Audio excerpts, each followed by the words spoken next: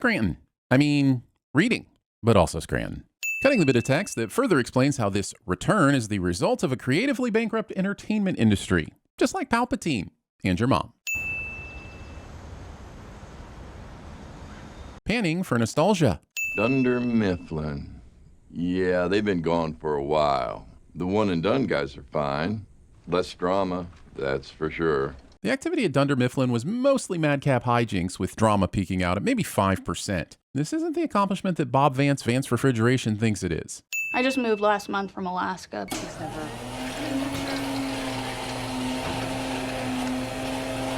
So if you go to the Chamber of Commerce, they keep a list of every business that's closed in the last 10 years. The actual Scranton Chamber of Commerce does not. And worst of all, they don't think that a list of defunct businesses is so important that it should be part of the navigation header of their website. Also, the kind of domain name is this? And why did this obvious phishing scam go through the trouble of having accurate information about the fate of DMILF?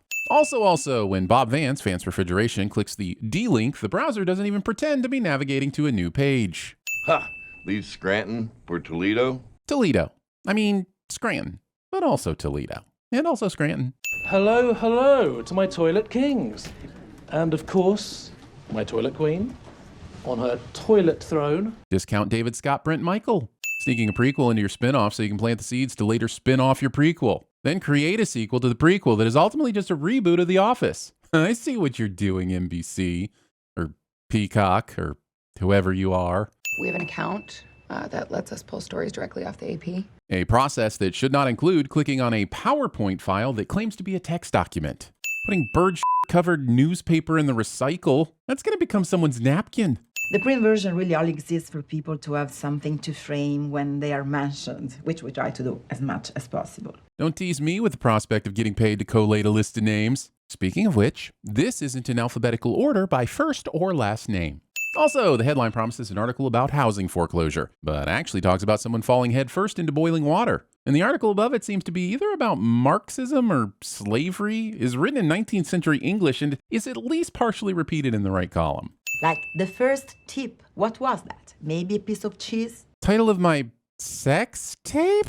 If any of the users accepts any cookies, their browsing history can be scraped up. We get more information from the readers than they get from us. Sticking informative PSAs about how we are slowly barreling towards a completely dystopian existence in your comedy that I'm watching to distract me from the fact that we are slowly barreling towards a completely dystopian existence. God, not again. Cameras have been shooting in here for some time, Oscar. There's no way you should be this surprised. Don't you guys have enough after 9 years? Nobody wants this. It defies belief, but people do want this. We are insatiable for cubicle-based entertainment. What is wrong with us? Reading about something a character should have, read more thoroughly. The word jumble is kind of a head scratcher today. We don't have a word jumble anymore, Barry. Nicole would be excellent at newspaper sins, albeit terrible at situations where a person may need a doctor more than pedantry sins. This is my first day working at the Truth Teller. This is Ned's first day, yet the documentary crew knew to start filming him when he was half a block away. We'll find out he's the new chief editor of the paper, which leads me to believe that he is the one behind the documentary. And the only reason that isn't public knowledge has to do with the show saving the he's the new boss reveal for later. Or the crew just has a thing for the unsolicited filming of pale gingers. That's why I'm so happy to be finally here. We're supposed to blame Ned for bumping into her when, from the camera's perspective, his salad-destroying shoulder rotation barely registered his movement. Also, any man this oblivious who thinks they can be a journalist. I'm going to run up because I don't want to be late for my first day and make a bad impression. Thinking you aren't late to the office when it's already hit the point of the day where people are buying salads. The door seems to be locked. Yeah, because I locked it. This copy room is a f***ing fire hazard. Sir, you look very trusting. You can trust me. I promise. Let me out. Thank you, but I'm going to stay out of it. Best of luck. A definition of staying out of it that includes being present and providing verbal acknowledgments to the situation. You guys can let him out.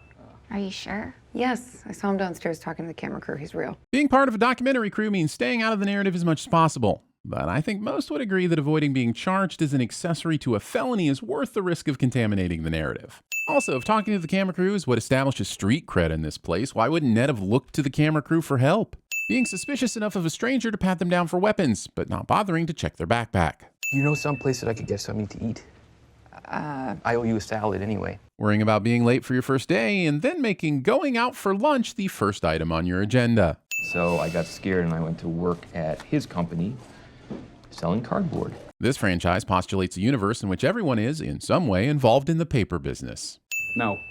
You brake, your car tilts down, and boom, the deer will go through the windshield. That's an antler to the face, aka instant death, in my experience. Pretending to have experienced instant death by antler to the face is very disrespectful to the instant death by antler to the face community. The truth teller is a sick mouse hiding behind Tom Brady's fridge. Now, Tom Brady, he likes mice, but this mouse is f***ed. Tom Brady is never brought to justice for not spending some of his vast wealth to heal the sick mouse in this metaphor.